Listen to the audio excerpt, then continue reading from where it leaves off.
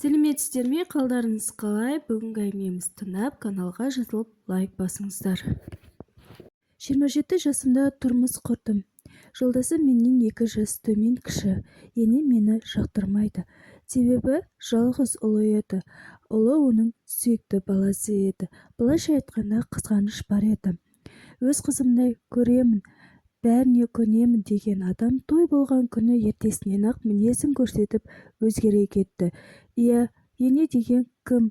Ол өз анаңдай бола ма? Жоқ, ене деген сенің екінші өмірге келгенде кезден-ақ ол сенің екінші бастығың. Былай айтқанда, жалпы жолдасыңның анасы. Ол не десе сол болады, қас-қабағына қарайсың. Бірақ қазіргі заман ондай емес.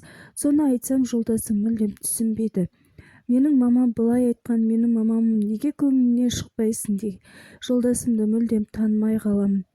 Жалпы қыздар, сіздерге кеңестерім айтарым, жалғыз ұлға тұрмысқа шықпаңыздар. Көрген күндеріңіз сол болады. Романтик деген мүлдем ұмытасыздар.